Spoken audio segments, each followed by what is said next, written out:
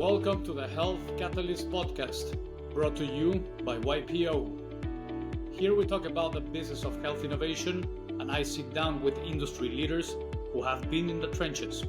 My goal is to share the lessons and provide practical and actionable advice to help you launch, grow, and scale your business. Today, my guest is Amish Purohit. Amish is the President and Chief Medical Officer of Arcos Health, a tech-enabled population health company. And in today's episode, we will discuss the concept of value-based care and its importance in improving healthcare outcomes and reducing costs. I am your host, Rodrigo Hutt.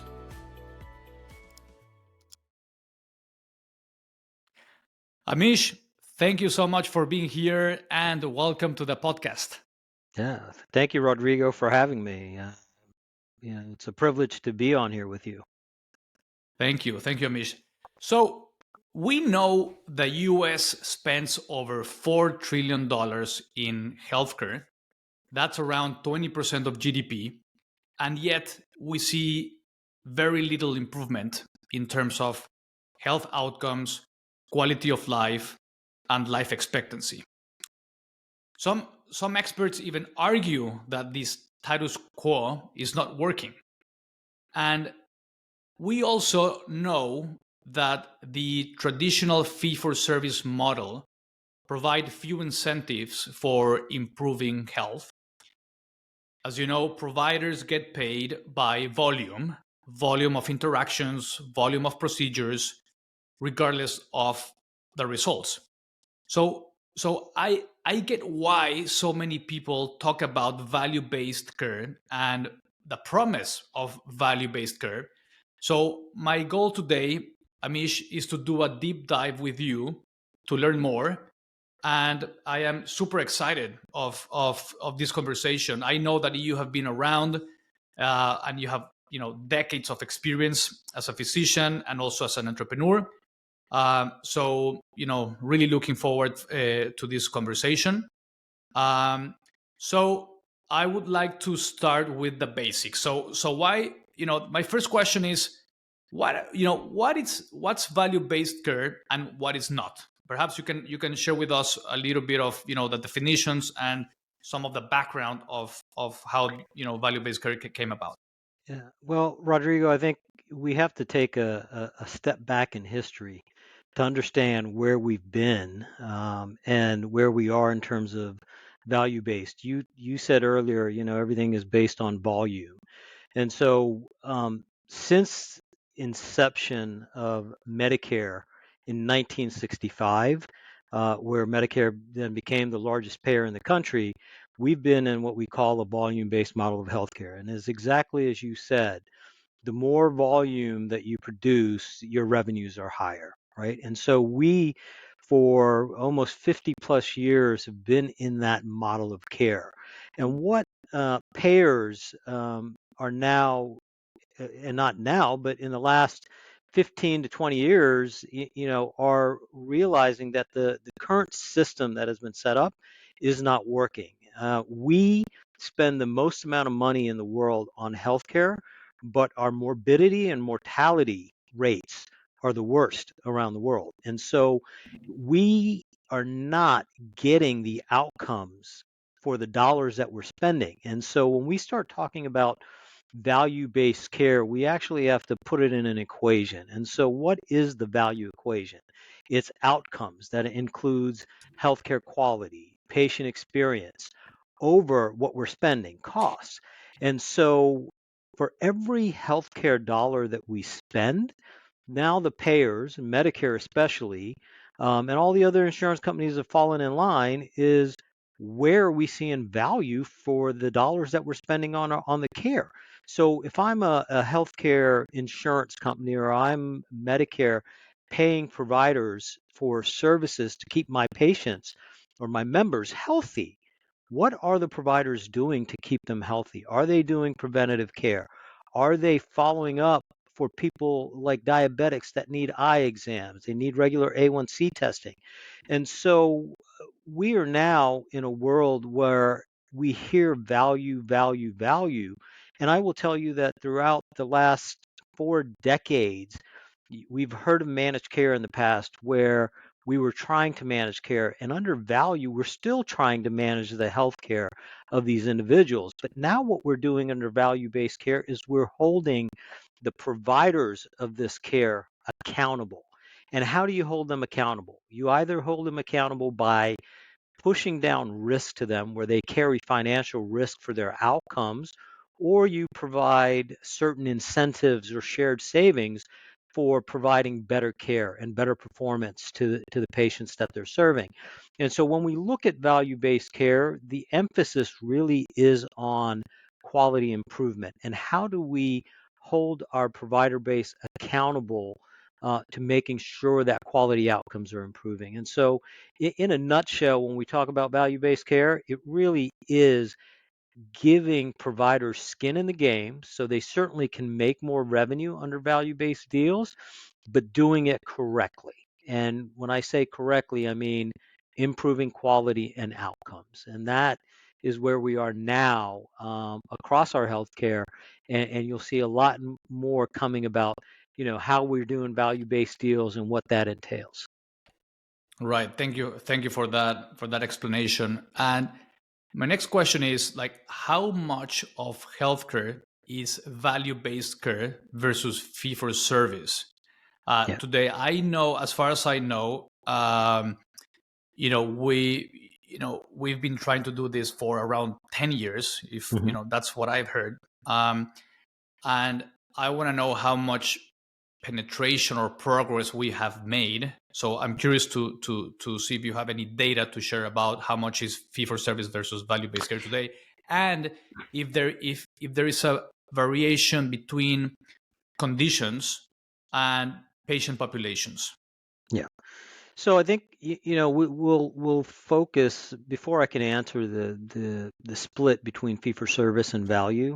I think it's important to understand the quintuple aim, which is really the motivation behind all the healthcare we're changing. That initially the Institute on Healthcare Improvement came up with the triple aim, which was we need to reduce per capita cost, we need to improve patient experience, and we need to improve outcomes, right, or improve the health of a population.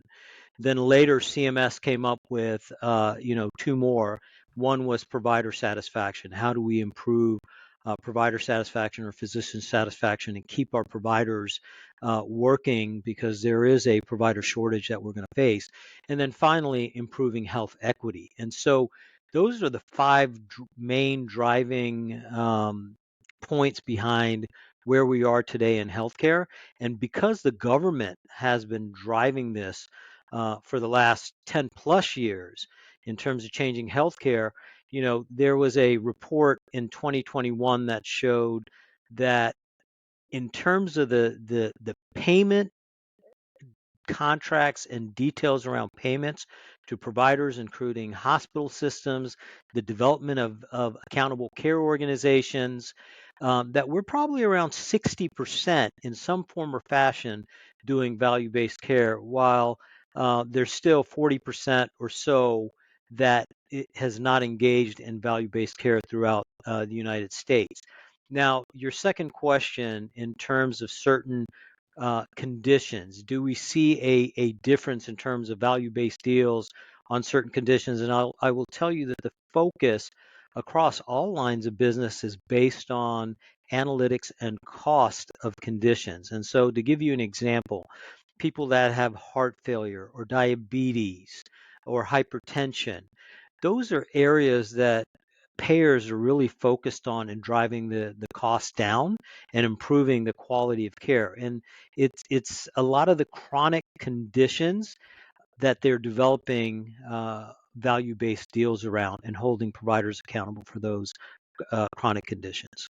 Yeah, that's where you know most expenses are Hmm. going to, right? Like chronic conditions, around 80% of expenditures. Correct.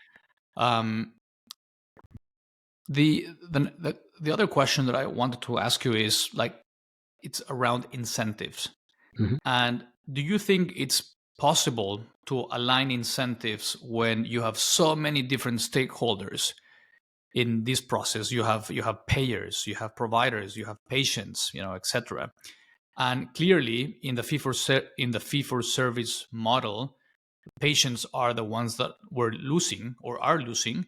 But in the case of value based care, you mentioned that providers are supposed or are supposed to have more skin in the game because they are the providers of the service. And I wonder if clinicians really want this. They, in some cases, they need to find ways to capture savings while improving outcomes. But at the same time, if they improve health outcomes, they might also be decreasing their potential revenue. Yeah. So, I'm curious about, how do you see the dynamics around incentives? How does that play into value based versus fee for service? I think incentives are extremely critical. If you want value-based deals to be successful, you have to have aligned incentives. And you can create aligned incentives between the payer and the providers. And ultimately, those incentives are driving better quality of care for the patients. So everybody wins in that scenario. I think what we need to focus on are our physician partners is how do you incentivize them to provide better outpatient care, early detection, preventative care, getting people to the referrals that they need, and not get into the mindset of volume, because one of the biggest problems in healthcare is we don't have, as providers, the time under a fee for service model to educate our patients. But if you create incentives and contracts that actually providers can make more revenue by doing the right thing, by spending more time with their patients, by educating their patients, then you will see value-based deals that actually work. And we also have to support our providers, our physicians and nurse practitioners and PAs out there with the tools and resources to be successful. They have to have, really good analytical systems to show which patients are the sicker patients and risk stratify those patients in terms of outreach. So if you provide the right tools and resources and the right incentives to our physician partners, you will see success under value-based care deals. The other provider base that you have to consider is hospitals, right? And hospitals and health systems, they're always thinking about heads and beds because that's how they make their revenues, right? They're all DRG based and they want to admit as many patients, and they're still under a volume based mindset. But what I will tell you is that if there's 100 admissions into a hospital, 70% of them probably belong there. The other 30% don't belong there. So, my message to the hospital systems is, why don't we create an incentive for you where you can take on risk, whether it's through bundled payments, whether it's through global risk on institutional spend, and let's get the right heads in the beds, the ones that actually need to be there. If you look at some of our inner city facilities or some of the real busy institutions, you will all hear horror stories or how backed up the emergency room is. There are no beds available. And we saw that in a lot of the areas around our country when COVID hit, right? They can't get enough beds. And so, we have to hold our health systems accountable to provide care and incentivize them to provide care to the right individuals that actually have a higher acuity of care need than bringing in patients that have lower acuity that could be served in other settings like skilled nursing facilities or at home with home health care. And so there is a way to align those incentives. And, we at Arcos have done that with our payer partners, our provider partners, and our hospital partners. Right. So,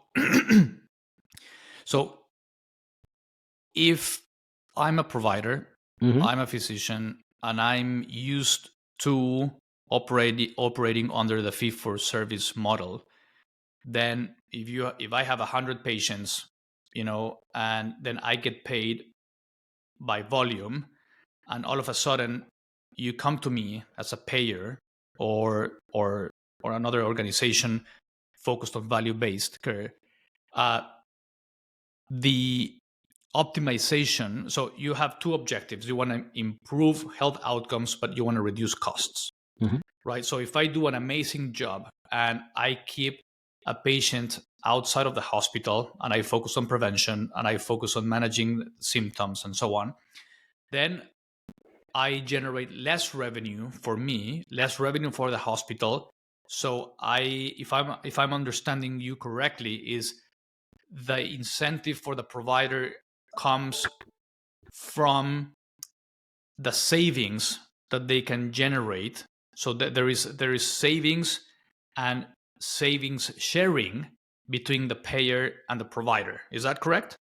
That's correct, and that's only part of the equation. So shared savings is a way for them to increase their revenue, but at the same time, all the insurance companies, Medicare has incorporated other codes like chronic care management, transitional care management, and a lot of our providers are not educated to capture those codes and capture the opportunity to increase their revenue, because what the focus really is, if a patient is admitted to a hospital and they get discharged, they want the primary care doctors to make sure that there's follow-up within 7 days or 14 days, and there's an additional fee for that. One of Hmm. our problems is around data exchange and providers understanding and knowing when their patients are admitted and when they're discharged. And so if we can create tools and resources for them to be successful in value-based care deals and give them that information, there's an opportunity for them from a billing standpoint also to increase their revenue. Remember, I said earlier that under value-based care, we are paying providers for performance, but we're incorporating codes that lead to better health outcomes. And now we're paying providers, if they spend more time with their patients, they can bill for that. They can bill for e-visits, right? Communication. You've heard of the concept of, health homes, and, primary care home models. So, everything that we're doing, everything that we're paying for now is pushing providers in that direction. And really, it is to make up the revenue loss that they might see under fee for service when transitioning to value-based care. But once they understand the concept, once they understand the economic impact that they can achieve, you will see a lot of them flip. And I'll give you an example. Florida is a great example. Florida and California have two distinct and different models in terms of value-based care. In Florida, a lot of these providers contract directly with payers. They take risk directly from payers. And if they're able to achieve the savings and the quality, they are making 3 to 4 times more than what primary care physicians make in the rest of the country. So, if I give you examples of providers making primary care providers making six, seven, $800,000 a year because they figured out how to do this well. In California, where providers are sophisticated, they have a lot of IPAs and MSOs in California that are coming together and providing this care. While in the other 48 states, there's still a lot of room for educating our providers, providing them with tools and resources. But we do have models of care in both states, in terms of Florida and California, that show you a path to succeeding in value-based care because other groups in those two states have already done it. I see. Very interesting. Super interesting. I have another question around contracting. The Mhm. contracts that happen between the payers and the providers. Uh, because on the one hand, you have vertically integrated, systems like Mhm. Kaiser, Mhm. and that means that they are the payer and the provider at the same time. and then other payers and providers that are not integrated. So that means that there needs to be a contract between the payer and the provider in order to execute value based care. Hmm. So what are some of the issues with the contracts and the contract definitions? So for example, when I think about the two main goals, which is we have to reduce costs and we have Hmm. to improve health outcomes. In terms of defining cost savings, you know, I can understand that. I can wrap my head around it in terms of, okay, it's you used to spend $100 on this condition. Now the goal is to reduce it by 30% or so. So it's you can monitor it and you can understand it. Um, where I struggle the most is on the other side, which is health outcomes. How do you define health outcomes? How do you monitor? How do you make sure that you have reliable data? Because I imagine that at the end of the day, it can be subjective. And if it's good for me, then okay, I'll engage with this. But otherwise, like, who is the referee who will tell you if what you said on the contract actually was achieved or not? Yeah. So I think contracting with physician partners is really based on defined measures that you can actually measure. So I'll give you some metrics that we use in the industry. And so if I look at a provider group and I'm going to do a value-based contract or a risk deal with a provider, it will one be based on quality measures. And so HEDIS, for those that don't know HEDIS, which is health effectiveness data information set, there are a bunch of clinical measures that are included in that set that speak to preventive care and other clinical metrics in terms of different specialties that you can use to measure how well they're doing in managing their patients. And so I'll give you an example. From a primary care standpoint, we want to look at colorectal cancer screening. We know that if we pick up colorectal cancer early on, it's completely curable, right? And so, how are we doing from a primary care standpoint in terms of screening our patients for colorectal cancer screening? And so, that is a quality measure that may, be in their contract, and there will be a certain target. So, for Medicare, they will have a certain percentage of the outstanding members that have not had a colonoscopy or colorectal cancer screening. They have to meet a certain threshold or a certain percentage. On the Medicaid side, it might be 60% of those that are eligible for colorectal cancer screening that haven't had it done, and that the target that you're trying to hit, right? So Okay. there are incentives that are based on defined measures. Then when we pivot from a quality standpoint, improving outcomes, we know that unnecessary care can also result in adverse outcomes for patients. So patients that don't actually need to go to the ER, or they don't need to be at the hospital, and they end up going to the hospital or the emergency room, it's not the best place for patients to get admitted, because there's a lot of germs and a lot of illnesses that are there. And so if you had a minor strain and you went to the ER and you're sitting next to someone that's coughing up a lot of sputum and they're not wearing a mask, well, now you may have been exposed to COVID or the flu, right? So we want to ensure that care is being provided at the appropriate site. And so when we look at measures from a economic standpoint, from a cost standpoint, we look at admissions per thousand. Okay, and there are benchmarks. There's regional benchmarks. There's local benchmarks that you can look at to see how they're performing. And all of this information, like admits per K, ED visits per thousand, readmission rates to hospitals within 30 days, 60 days, 90 days. So there are clearly defined metrics that we can evaluate, and all of this is based on claims data, right? So all the claims that come in, and you can always look if you have a fairly stable population, or a health insurance company that has a fairly stable population year in, year out, or you're looking at Medicare costs for a lot of these ACOs.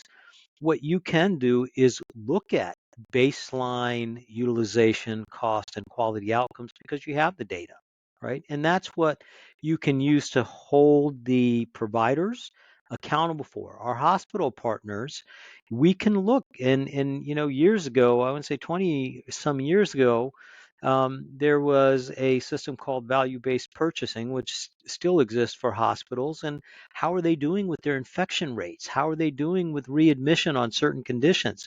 And so we can hold them accountable to those standards. And so when you do value-based deals with physician partners, you can clearly define the metrics, and even your hospital partners.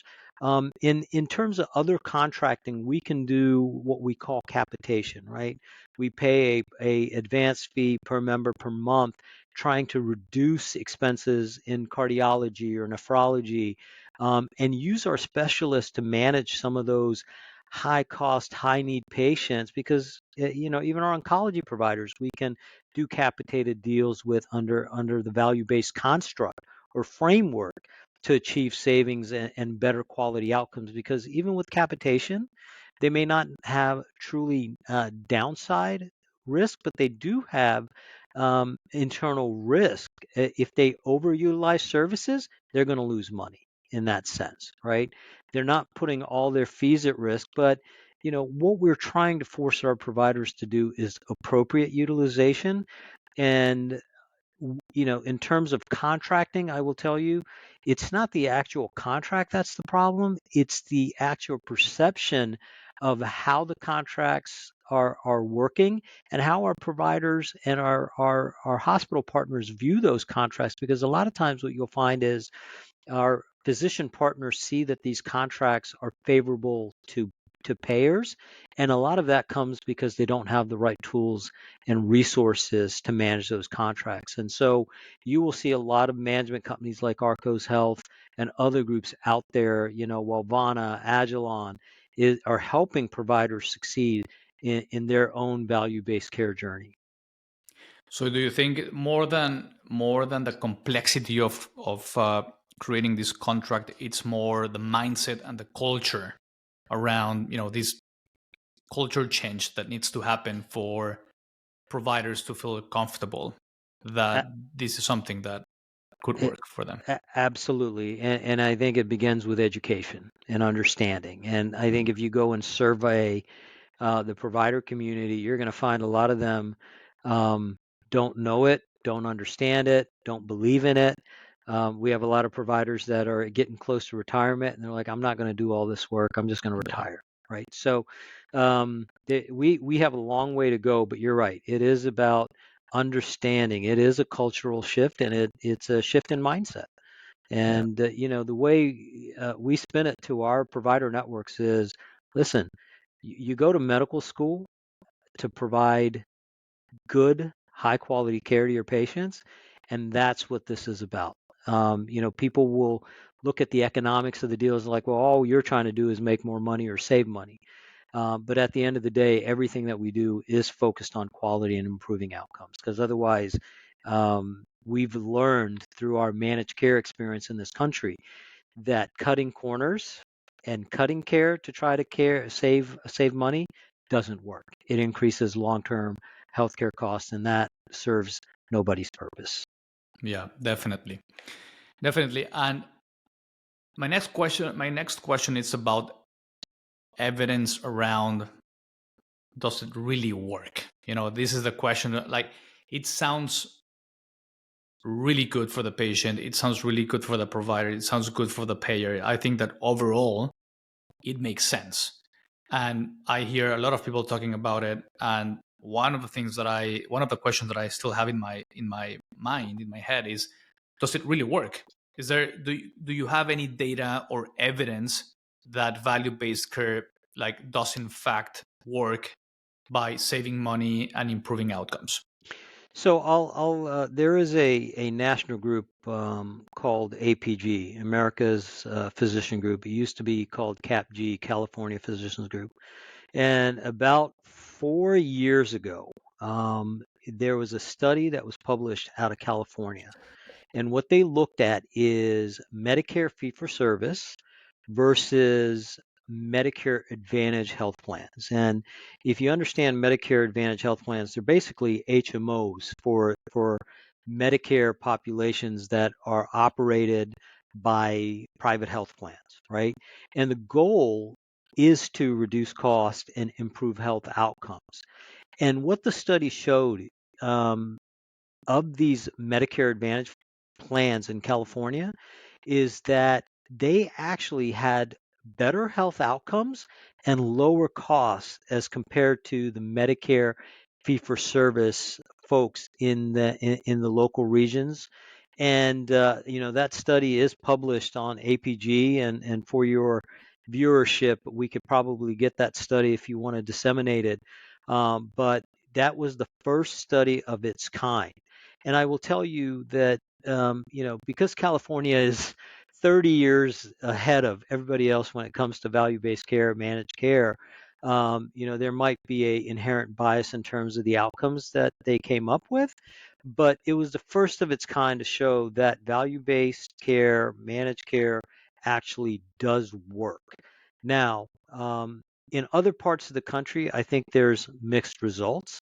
I think you can take anecdotal evidence from individual organizations that have implemented value-based deals, and you can show the success, right? So groups like ours, which we're at the heart of ensuring that value-based care works, and we work with providers and networks, and our own results, we have to show that it does actually improve quality. So when you take a look at Medicare Advantage, if a health plan is operating at 2.5 stars for Medicare, we've actually improved those health quality scores for our payers, and we have a lot of our internal data, which is proprietary.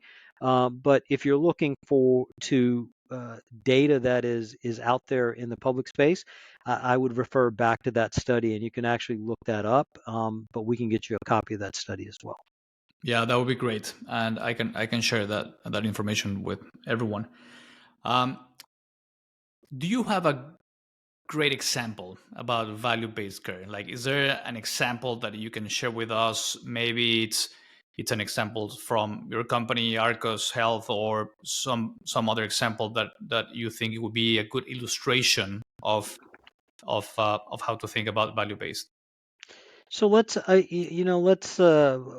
talk about. Um, I don't want to get too detailed and give a broad case example. So let's talk about a specialty, okay, in terms of value-based care. And in the healthcare space, especially for seniors, cardiology is a huge spend.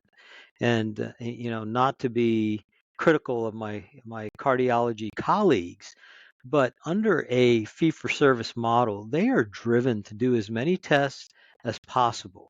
We have seen cardiologists wanting to do peripheral stents, which is kind of okay, but maybe a little too far out of their scope. But they will do peripheral stents with people that have peripheral vascular disease to increase their revenues. And so when we look at creating value, that is not creating value. That is creating, increased economic value for these cardiology practices that want to do echoes every 6 months, or they want to cath everybody that they see, right? Or they want to do nuclear stress tests on all these people. So all these tests that they want to do increases their revenue. But when you contract with a cardiology group or a network of cardiologists to say, listen, we want you to be economically successful, but at the same time, we want you to make sure that appropriate care is being delivered to the patients that are being referred to you. So, what we're going to do is we're going to contract with you on a capitation basis. And so, look, this is what our historical spend is. We want to ensure that we can cap our expense in cardiology, and we're going to have you contract under a PMPM model. And now it's going to be up to you to decide the services that are actually appropriate for the patient. If you overutilize, it's your money that you're spending. So if you're spending money on a cardiac echo that doesn't necessarily need to be done, then you're taking it out of your own pocket. And so, I talked earlier about risk, and providers having risk in the game. This is an example where, there's a lot of payers that are doing capitation deals, not in the only in the cardiology space. I've done that in the oncology space. I've done that in podiatry and nephrology. And what that does is it not only gives the providers risk in the game and skin in the game, but it really forces them to think about what is appropriate and valuable care that needs to be delivered. And then you hold them accountable not only to um, the cost, because now it's their dollars, but the quality of outcomes around the patients. It makes no sense to do a capitated contract with cardiology and now all the patients get admitted and they're all getting inpatient cardiac caths done, right? And so you have to be vigilant about how the deal is structured and how you're not going to provide perverse incentives to these providers to do the wrong thing. So the incentives have to be aligned, but that's just one example, and there are so many more examples that I can give you that we probably don't have time for today. But there are a lot of different ways. And the last thing I will share on this is if you've seen one value-based deal, you've seen one value-based deal, because there's so many iterations and so many different ways that deals can be structured and get done. But I think for people and your audience to understand, cardiology is a very concrete example and very frequently used by payers in multiple markets. All right, thank you. Thank you for that example. Um, is it possible? Is it possible to see value-based care across the U.S. healthcare system, or do you think it's going to be difficult to scale it? Do you think understand what I'm saying? No, I do. And I think, to understand, I think we have markets. Before we see scaling or 100% deployment of value-based principles throughout our healthcare system, I think we really need to understand what tools and resources exist for our providers and our hospital and health system partners or ancillary partners to be successful in value-based care. Now, I will tell you that our federal government is pushing value-based care deals for Medicare. But if you look at a lot of the states, they're shifting their mindset where they're managing Medicaid populations and are responsible for the cost of Medicaid. They're also pushing that into value-based deals. There's requirements that certain states have that a certain aspect of networks. So understand that even on Medicaid, where states have healthcare MCOs or health plans that are taking risk from the state to manage their Medicaid population, they're requiring those payers to have value-based deals with a certain percentage of their providers. And one of the things I will tell you is that we are not across the United States. We have plenty of markets that are just not experienced. We have payers that are not experienced in this space, and we have providers that are not experienced in this space. And until we can continue to educate these areas on value-based deals, and there are more groups like us that are focusing on these underserved markets, um, until that happens, we won't see this at true scale where it actually impacts the healthcare system overall. And so we need more and more companies like Arcos. We need more and more companies like Optum and others to penetrate markets other than Florida and Texas, or California or Arizona now, because when companies look at this, or insurers look at this space, they look at senior spaces and they say, like, where are all the seniors? Well, they're in Florida, they're in California, they're all in these nice spaces, but we're ignoring middle America. When you start looking at Iowa, we've done contracts in North Dakota, we're looking at South Dakota. So we're looking at markets that are traditionally underserved, where managed care, value-based care doesn't exist, and we need to continue to do more in that space, and we need to have more presence and more companies in these states to be able to get to scale where we would like it to be. Yeah, that makes sense. That makes total sense. Thank you. So, Amish, do you then foresee a world where fee for service will continue to coexist with value based care for a while. It seems to me that we are in the early stages of value based care, so there is still we are making good progress, but still long way to go. So you probably, if I'm understanding you correctly, is that we will continue to see this hybrid model for some time. Yeah, I believe so, and nobody can predict what the future holds, and I think in terms of the evolution of the value-based care journey and value-based care, I think you're going to see a lot more iteration, especially with now innovation and AI coming into the picture. There's going to be a lot of changes in terms of how our providers are using technology to help them succeed. And I think we're going to see the model change, right? And we'll see. But I think you're right. We are going to continue to see fee for service for quite some time because many of our providers are not equipped with the tools and resources. They don't have the mindset.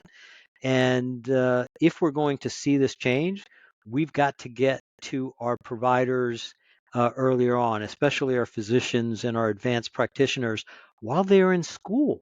When our physicians come out of a medical school training or residency training, they don't know value-based care. And one of the things that I've been doing lately is reaching out to medical schools to weave in a curriculum around value-based care and what's happening in healthcare.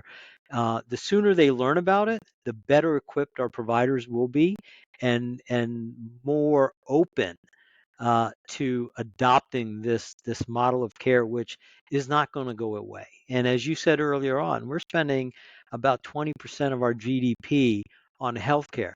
We can't continue to increase that. We can never get to 30, 40, 50% of our GDP on healthcare. We will not have any dollars left to spend on the other areas that we need to, like infrastructure, education, our military. So, this is a very important area of focus for our government and our health insurance companies, and I think it will continue to be a high priority for our healthcare system to transition truly to value and increase the quality of care that we're providing, improve our outcomes, and really stretching that healthcare dollar to make sure that every dollar that we spend on healthcare is actually returning value in terms of outcomes, in terms of experience. And so we've got a long way to go, but I think we're well on our way in terms of our value-based care journey in terms of U.S. healthcare. Yeah, definitely. Thank you for that, Amish, and thank you so much for your time. This was great to see you again. I really enjoyed today's conversation. So, Amish, thank you for sharing your time and sharing your wisdom with Yeah, us. Rodrigo, thank you for having me, and it was a pleasure, and it was great seeing you again as well. Bye. Thank you. All right, take care.